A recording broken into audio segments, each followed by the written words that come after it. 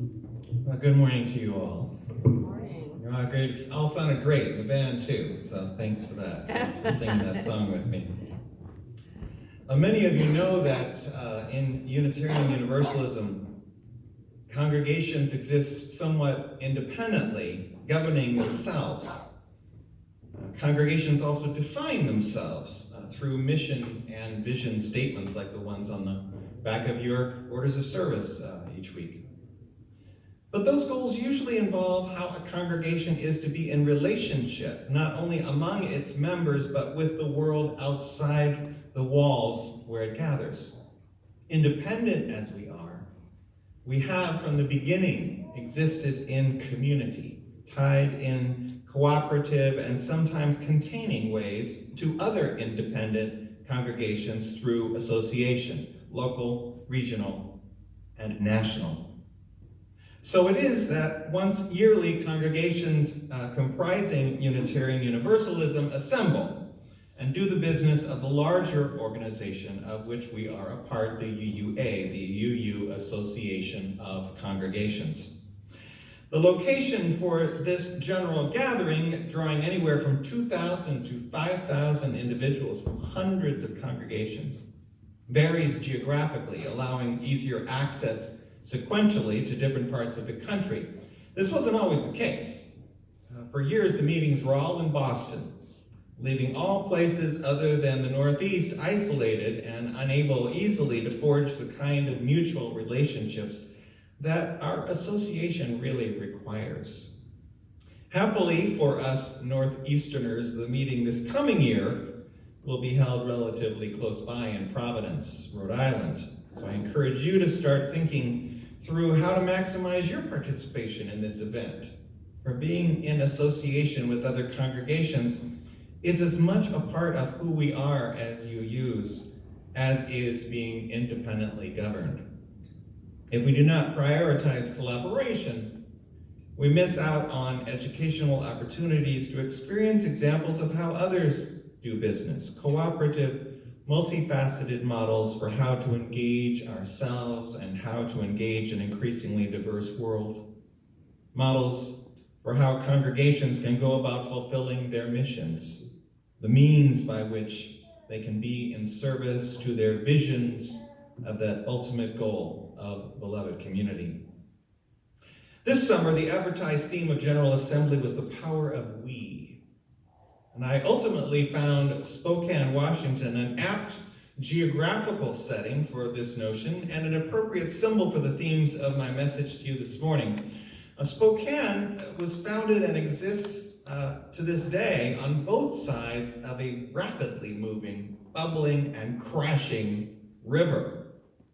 At first, with my solidly East Coast Washington walked here mentality, I wondered, why would colonial folks have founded a settlement straddling a rather thunderous series of waterfalls on the Spokane River? Why broker that kind of water turbulence, setting up alongside a plunging geographical descent with seemingly unnavigable rapids, when either up or down river offered more placid locations for riverside living?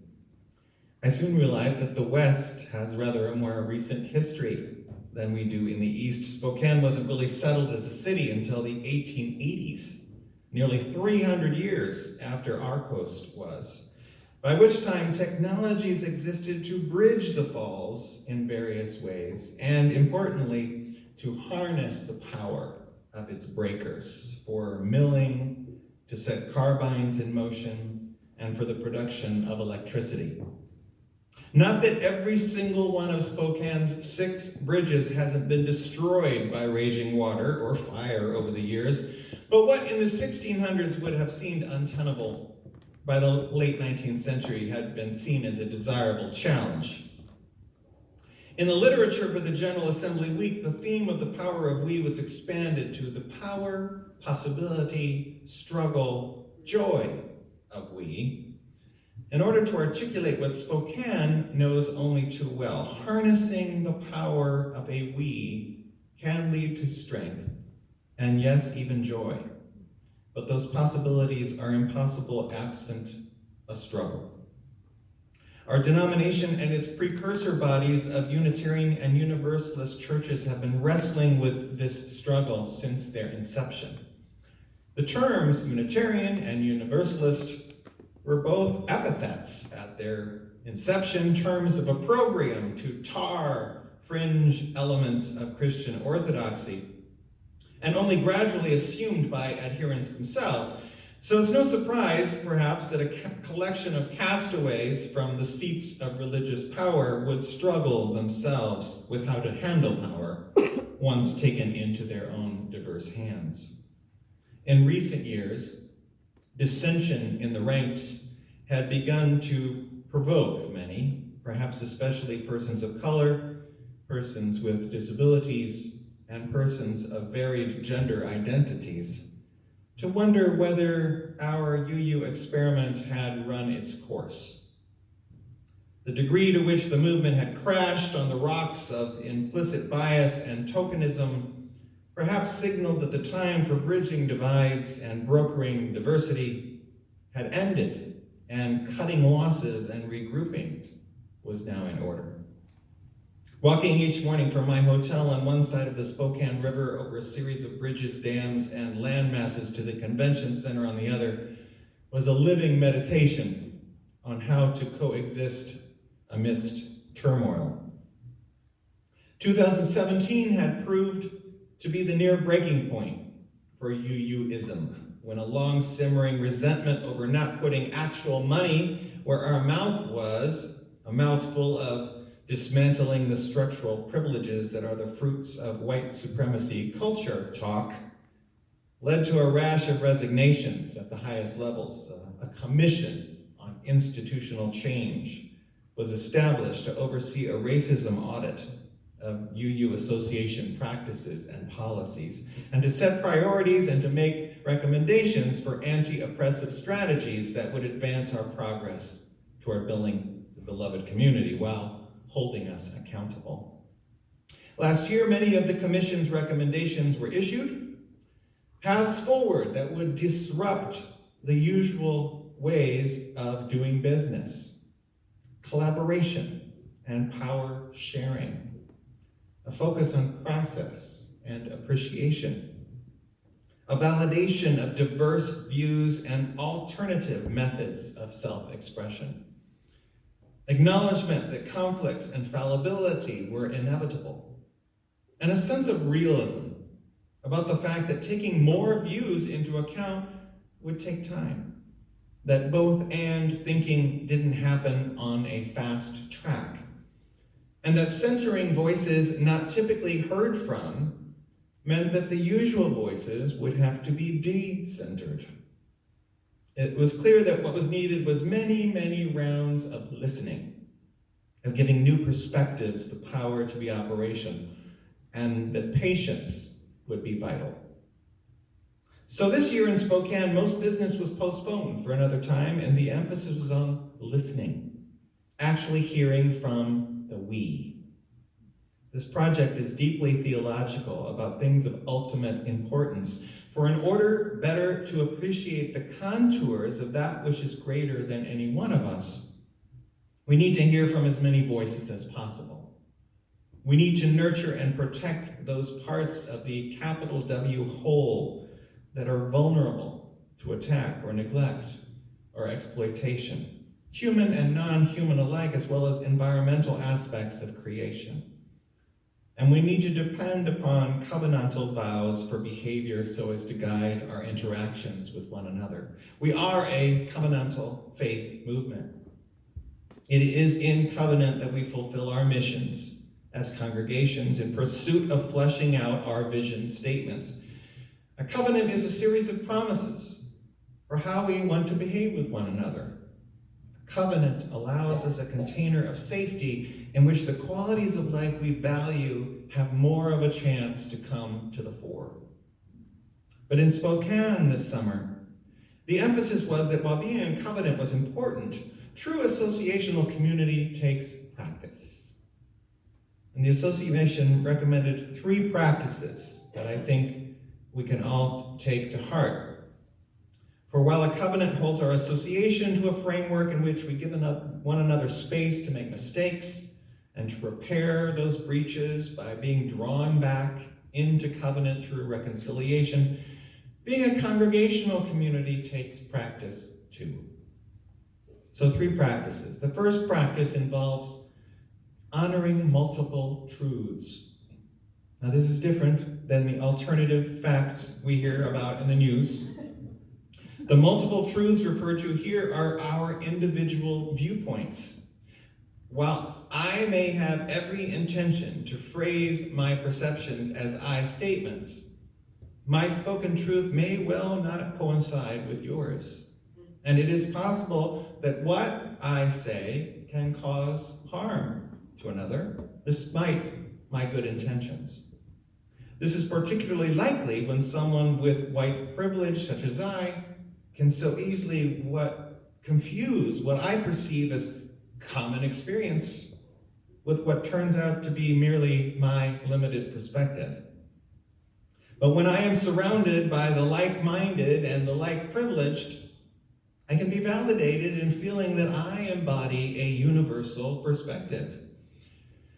So we covenant to have patient, positive regard for one another, assuming good intentions, while remembering that our actions can have unintended impact. This last part is vital, for not all people have the luxury of assuming others' good intentions.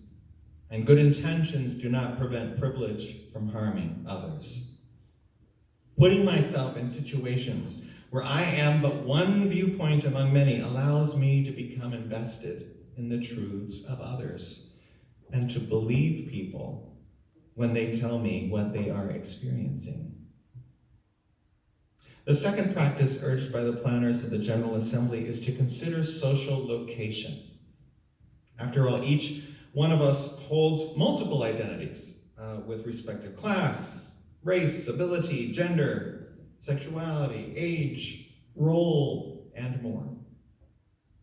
As we navigate through our congregational communities, our interactions place us in differing degrees of power and privilege. Sometimes we are marginalized, and sometimes we recognize a mix where we have privilege on one level, but are disempowered on another.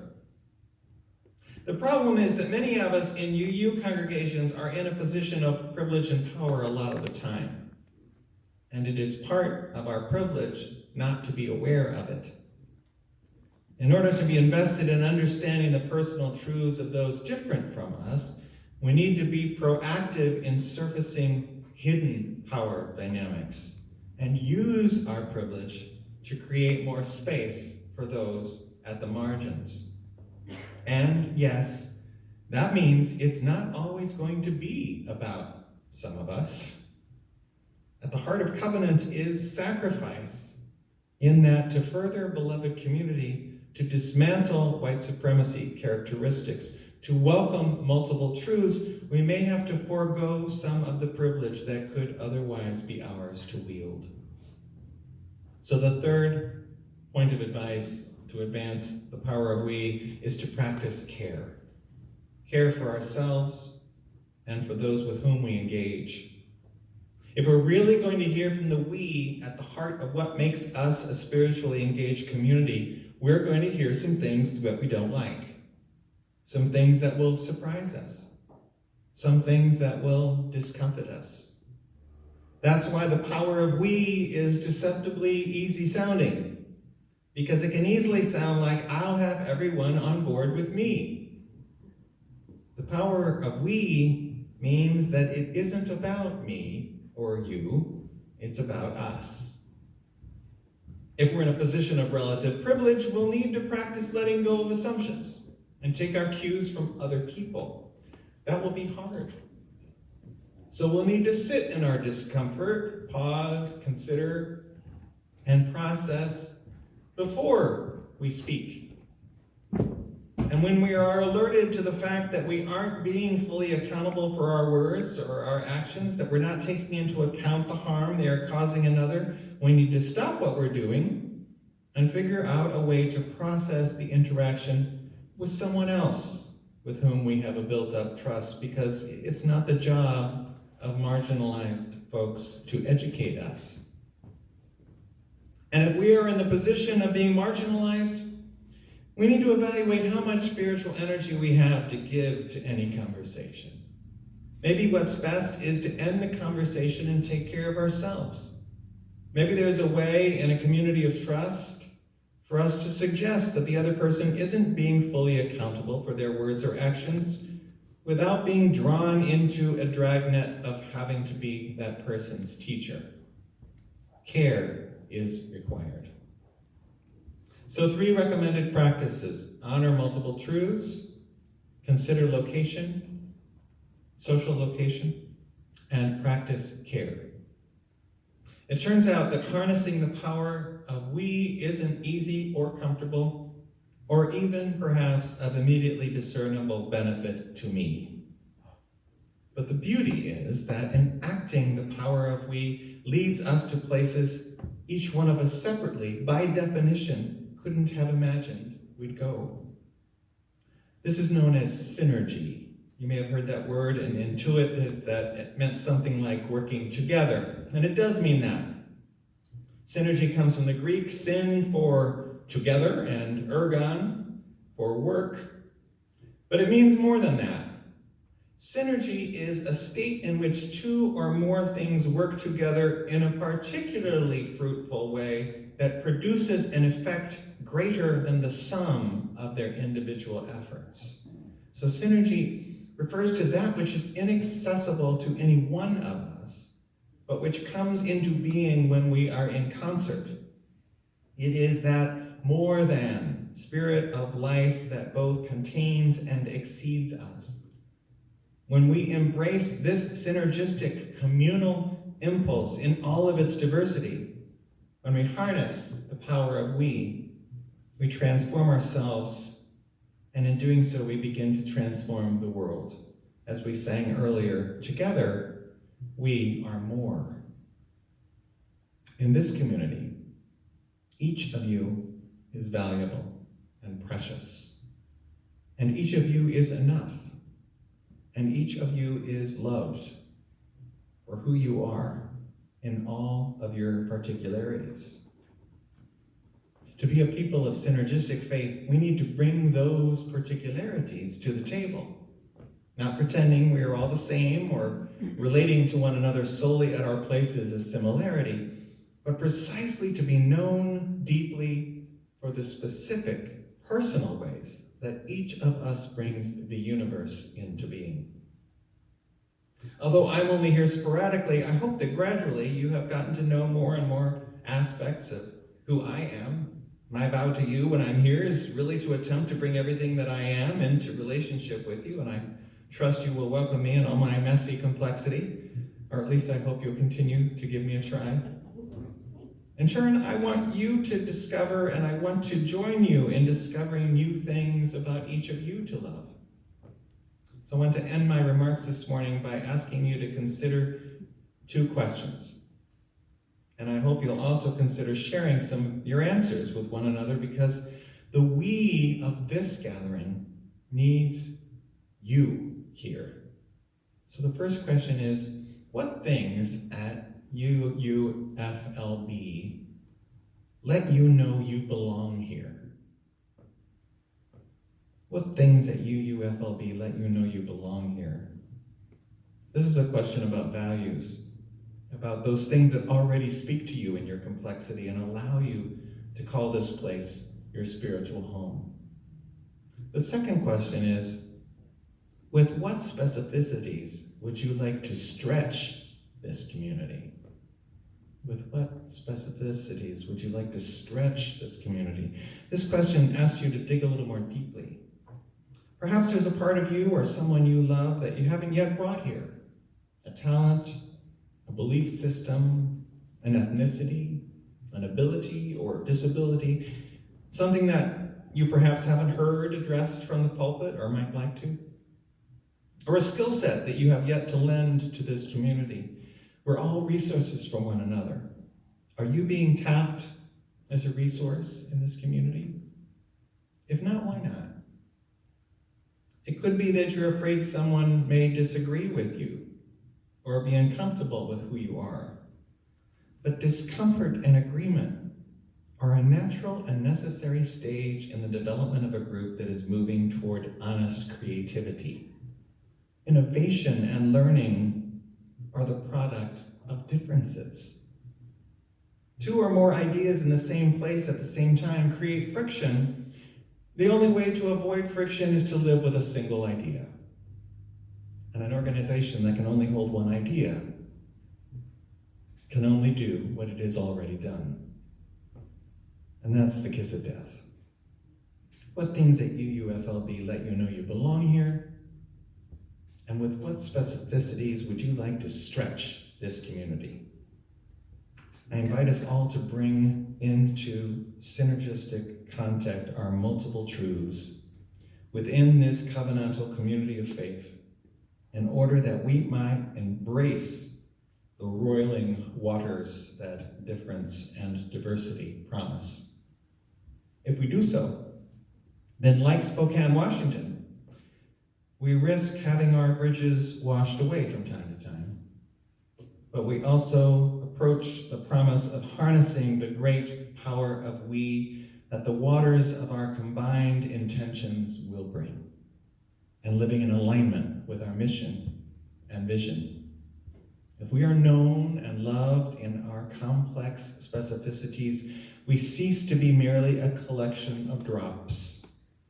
We become a mighty stream, greater than the sum of our parts. Together, we are more. I say, let our river run. May it be so.